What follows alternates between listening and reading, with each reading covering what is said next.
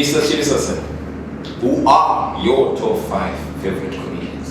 Top 5 favorite comedian has to be Bill Burr, Eddie Griffin, Kit Robinson, Dave Chappelle, and Alice Dick, in that order. Interesting. So which comedians inspire you? Doc Fiella, I love what he's done. Doc Fiella has paved way for almost everyone. We have Yon Dando, King Kandoro, Nigel, Slick Pasta, Alfred Kainga, Lenmo, Q Dube, Chikautro. The list is really endless. I think almost every comedian that just came before me, I look up to. Even the comedians that I work with, I look up to. Well, maybe except for 2 unfunny guys. Very interesting. What's your ritual in preparation for the show? Celibacy, sobriety, gym. Yeah, I work out. I pray a lot. I'm celibate. I don't want any woman near me. Maybe up until after the show. Well, like I'm a virgin. So I've never had any woman around me. I'm saving myself for marriage. Cap. Alright, next question.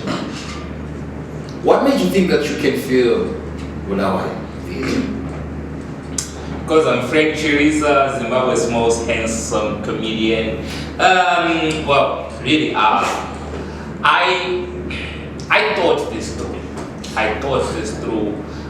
I was like, if there are certain politicians that were getting like 1,000 votes, so if those politicians can get like 1,000 votes, and I look better than them, and I'm funnier than them, what? You know what I mean? Very interesting. So now my next question is going to be a little bit interesting. Yeah. So, what are your feelings towards Ndando and Umahlekisa? Oh, interesting question. You guys were asking a lot of personal things.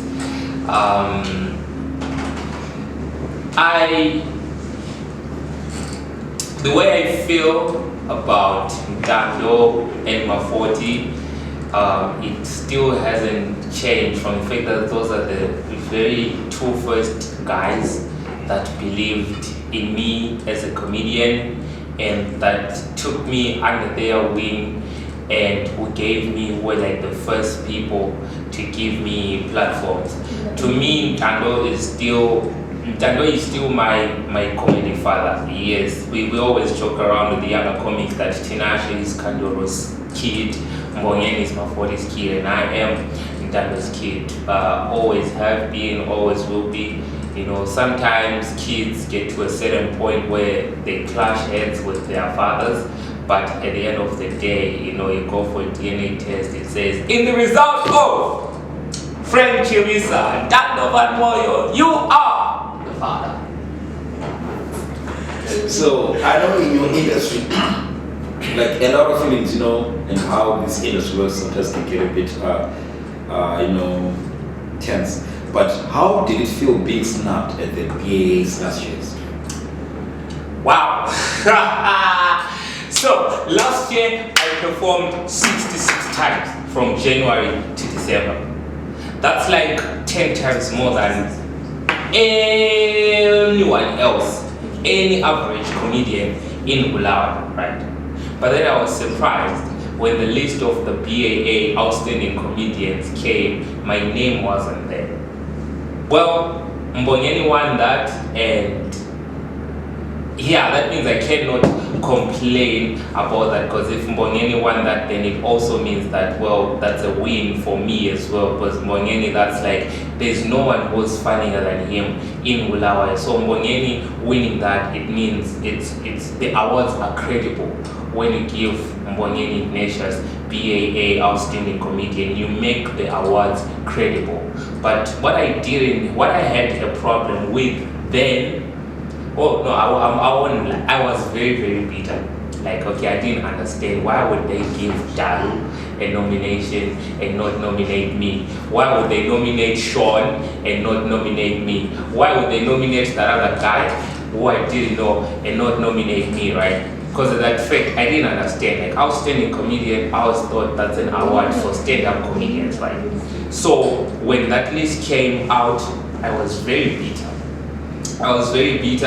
But now I have grown to understand that, you know what, maybe they saw something in those guys that they didn't see in me. And now I've actually grown to appreciate that Sean Unigas Wempopo actually deserved that, because you look at him, he makes a lot of people in the city laugh. Like, he's funny. I follow him on TikTok, I follow him on Instagram. He's very funny. So I just feel like he also deserved to be there. The other guy I didn't know, still don't know, but well, maybe they knew him and they put him there. Even that, like, it's cool, bruh. Like, at that point I was bitter, but now I know that awards don't make me me. Even the numbers, they didn't nominate anyone even after working. Even after I submitted, the numbers didn't. So the thing is, when people ask me, like, yo bro, why didn't you get nominated in the awards? I just tell them, yo guys, so I did not submit. I was just, you know, paving way for everyone else. But tell you guys what, I submitted to the NAMA, to the BAAs, and they did not nominate me. No! A lot of emotions showing there. So, what's your current take on your take on current state of comedy? Current state of stand-up comedy in Bulawayo and Zim is great. You look at 4 years before, I used to be in communication with maybe, I only knew like 6, 7 comedians. But now I talk and I'm in contact with almost 50 stand-up comedians from across the country, and I think that's just great. I think the industry is growing, and I think the fact that we are able to fill up Bulawayo Theatre, it's gonna take stand-up comedy. People are gonna take stand-up comedy even more seriously. We have your Doc Villegas, your Kandoro, your Nigels. They are touring, they are selling out shows. We're having multiple comedy shows, Council of Clowns, Pieces and Pieces. We have Power Sessions, we have the Juni show, we have my 40 show, we have my Umahlekisa. We have a lot going on right now. Alright, so Mr. Chirisa, these next couple of questions, I'm going to make them answer them a little bit faster. Okay. So, name 5 of your favorite Zim rappers. Number 1, Indigo Say. Number 2, Chirisa. Number 3, HF. Number 4, Falls JT. Number 5, she said 5. Number 5. Oh, I like call it 10. Do you regret what you said about Umo, and to what extent did you ruin your career? Oh yeah, now okay, yeah, I said some disrespectful things then, and I regret it. Now I'm grown, now I'm mature. So I think comedy, in as much as everything is funny, sometimes you really gotta look at how those jokes are gonna make certain people feel. And I just feel like I owe you more an apology. Hey Mr. T, I'm very sorry man, please give me the invite to the Pichani this year. Please tell me, what's your favorite moment in comedy? Favorite moment in comedy was obviously when I won the Material Award over people I look up to. Number 2, when I performed in Guero, taping my special in front that never got released, in front of my late grandfather and my grandmother. Those 2 were priceless. How many girls have you dated? Women, I've been in 2 relationships only ever since I became me. I've dated 2 girls. Whoever feels like I didn't include them there, it probably means I wasn't dating you and you were dating me, which is normally the case, but I dated 2 women. Worst moment in comedy? Worst moment in comedy was the Gwanda show when I got heckled. I got heckled in Gwanda and I went and cried like a baby. I was like, I'm talking. I cried like that, yeah. That was very brutal. Gwanda people are brutal. Oh, check it. They're like, yes, my piano. Why did you end up in debt and how far are you clearing it? Well, yeah, so the problem arose like 2 years back when I was having that, when I got dropped. Yeah, when I got dropped. So, yeah, it's been the case since then. And you know, sometimes you try, sometimes you end up making terrible financial decisions like gambling, and you're gambling on those leagues, the Turkish leagues, you're gambling on Saudi Arabia league, you're gambling on Malaysia league, you're gambling on cricket, you don't even know what an over is, and you know, you just, by trying to create solve a problem, you end up like creating more and more problems. But pretty sure after the special, I will be financially free, and I will be looking forward to maybe buying my own car and spending on the baddies for a while. Yeah, like I just want to spend on the baddies and spend on the baddies and just make more terrible financial decisions and end up in debt again. Do you think gatekeeping is real? Oh yeah, gatekeeping is very real because for some point I was in bed with gatekeepers at some point up until I wasn't and my career started. Don't look at me like I wasn't like in bed, I'm just saying it's a metaphor. Like yeah, I was cool with gatekeepers at some point until I wasn't, and I started missing out to stop seeing my name on these platforms, you know? Now, yeah.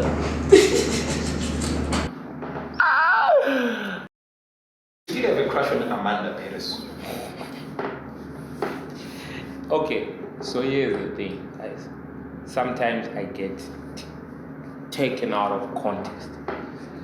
Like for example, if I see a girl who's doing great and I'm a fan, I support. Same way I was supporting her when she was doing her Miss Ecotourism, when she was doing a Miss Universe. Same way I just support other young female creatives when they're doing things. So you might say that's my crush, because you know it would be your crush, or you are just saying, just being funny. So Amanda is a great girl. I work with her in Rotaract. She is my sister. Amanda is my sister. That's my sister. All right. From the question that you're answering, I think you said you like supporting young. Yeah. How old are we? How young are we speaking? Say. Anyone who's my age, I am young. So you are 24, you are 23, 22, 21, 20. I will support you. Which artist would you date in Bulawayo if you had the chance to date? Artist. So here's my thing. I don't think I can date a musician. I don't think I can date. Okay, like I would love to date a poet. I would love to date a dancer because I can't dance and someone has to teach kids how to date. I would date a poet. I would date a comedian. I would date a dancer. But a musician, no. I just feel like music fame is just way too much fame for my liking. Comedy fame is okay, poetry fame is okay, actress fame is okay, but I can't handle music fame. But maybe no, I don't know. Who has helped you get where you are in comedy? Well, I have a long list of helpers, people that help me in different ways. From the first day I said I wanted to do comedy, the first person I went to was Everson. Everson linked me up with Dando, E01.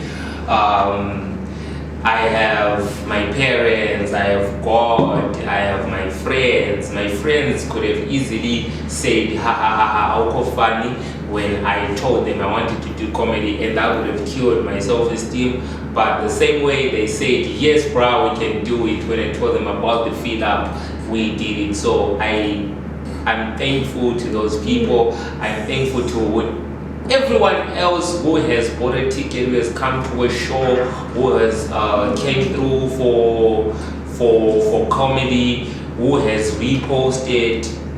I'm thankful to all of you guys. I'm also thankful to the comedians who I work with, who have made me to be a better person, who have made me to be a better comedian. So, you being fired for Umahlekisa, was it a blessing or a curse? That was the best. So being fired for Umahlekisa has been the best thing that has happened in my career so far. Because when I got fired from Umahlekisa, I was at my lowest. I lost, relations. I lost every connection I had with them. I was at a negative, I was at a zero. But one day I was like, you know what? Everyone is looking that I'm down and everyone don't see me up. They had cancelled me when they were talking about comedians. But that just put the drive, like, you know what? I'm gonna work. It's like after a breakup, you want your ex to see you looking good. So I just went into the gym, I went and had all the business ideas, everything you get after a breakup. Went, started my comedy club, started working, started writing, started being funny, started doing corporate things. Now I'm back, I am on my top, I don't know, my highest, whatever it is, because that made me an island. And I just wanted to work to prove everyone else that I could still be a great comedian. Why should people like me come to your show? There are so many reasons why you should come to my show, why you should buy tickets, because number one, I'm Zimbabwe's most handsome comedian. So if you're a lady, you want to see a handsome comedian perform for an hour, come to BAA Theatre. I am very funny. My jokes are smart, I'm an intelligent comedian. You find love, you find soulmates at Frank Chirisa shows. I can attest 5-6 couples who I know who met at my show and they are still together today. So you get to find soulmates, you get to have a great experience, because I don't think after performing at BAA Theatre I'll still be able to do stand-up comedy in Bulawayo for a while. So you get to take pictures with me and be like, you know what, I was there on that guy's big day. You call yourself Zim's most handsome comedian. Why? Bruh, have you seen other comedians though? Have you seen other comedians and have you seen me? Like, okay, well, when we were coming up, which comedians there was just me, it was Dalo, Mafoti, Dalo, Yababona, Chela, Elobona Mina, Boza, Saslavo Mdawiri, Saslavo Majela. I'm saying all that respectfully, guys. This is me with the dimples and all that. So this question will raise a lot of feelings, or maybe, I don't know, but aren't you afraid of having a show the same week as Slick Pastor? Oh, that's crazy, because I'm having my show on Saturday and Sunday. Slick Pastor is having his show on Friday. That's huge, but so far I've sold 25% of my show. And I just feel like the comedy audience is way too big for all of us to have. So bring it on, Slick Pastor, and I'm also gonna be there on your show. VIP supporting you, taking pictures with you, and because I just love you, man, and you're great. But no, I'm not afraid, and I'll still have my show the same day after and the same day after, and I'm going to fill up BAA Theatre, but we're actually going to support Sleep Pastor on the day of his show. As a comedian, where do you see yourself in the next 5 years? That question came from someone who works at ZBC. Yeah, I see you. I see you, Musoro Egomo Mukosi. I see you.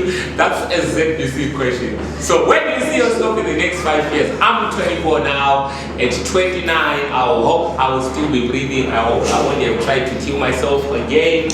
I hope I'll be married or working towards marriage. I hope I'll be having my firstborn child.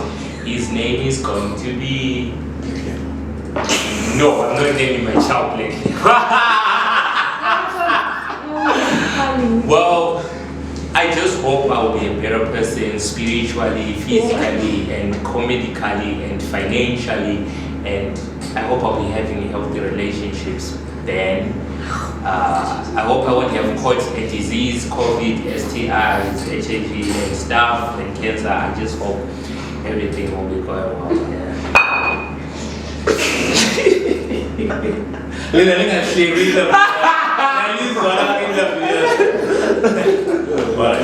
Next question, right? What are your plans after the special? After the special, I'm moving into TV now. The book will be out, frankly speaking, so we're going to start shooting a series, my series that's based off the book. It's called Frank. It's a sitcom, so it's sitcom, it's TV, and it's just mentoring other comedians, running big comedy club, and just creating platforms for others. But stand-up comedy-wise, I will take a step back from performing in Zim, so it means I'll be performing outside Zim more frequently as well. What are your thoughts on gays? On what? Gays. Gays. My thoughts on gays. You guys want to cancel me before my show. Gays are humans.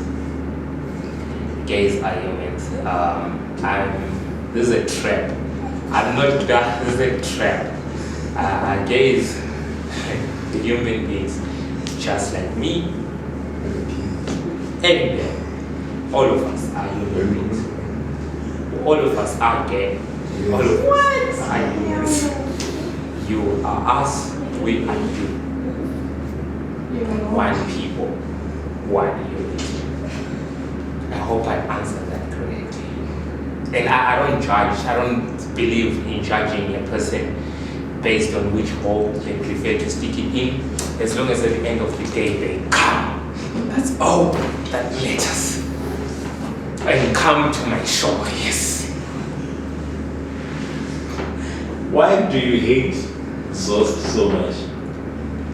So that question came from Zost. I don't hate Zost, but Zost was on a podcast and he was telling, he was breaking down me as a comedian, and you could feel that this wasn't coming from a critic point of view, but this was coming from a personal hatred point of view. So on that day I made a vow that I will never work with Zost again.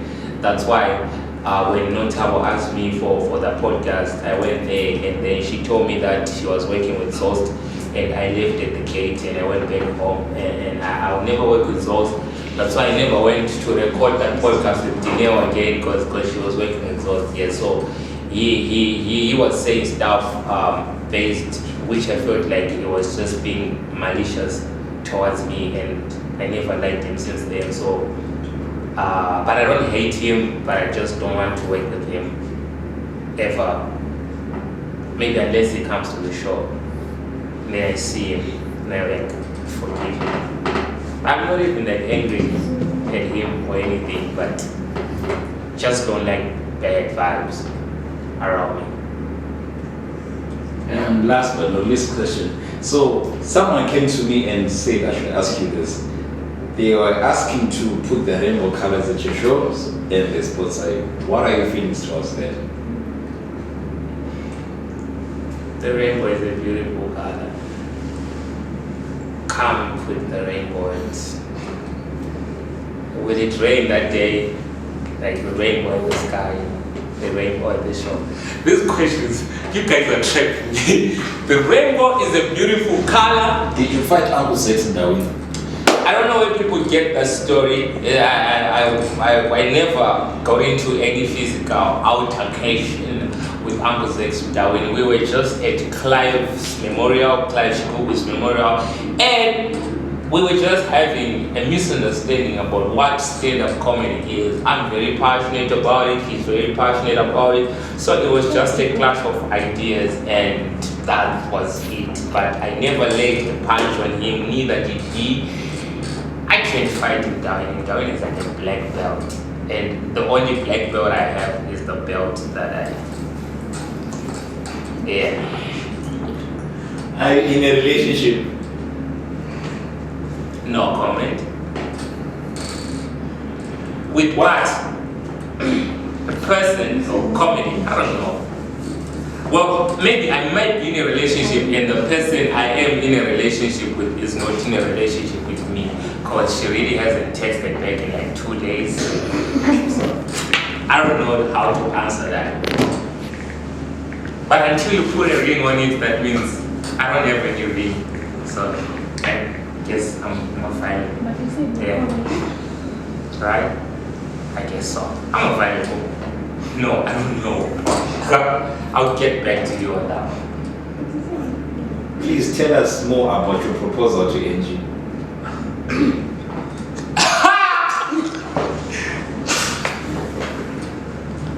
Guababa came forth, but I really liked her. I really do.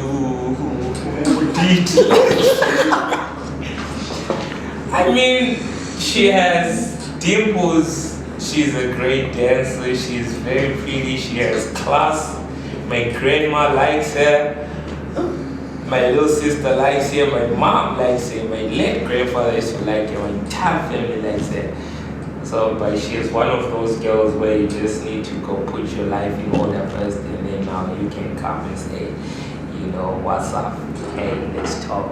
So I guess if it's still open, my people will see the people, and we'll let you guys talk. What got you into comedy?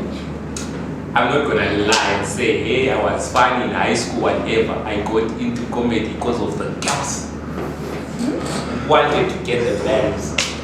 So I still haven't got anybody from comedy. Fate keeps going on.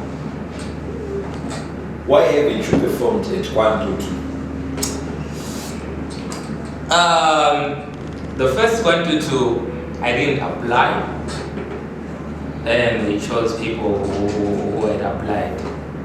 The second 122, I also didn't apply. The third 122, I also had applications in progress, and I'm not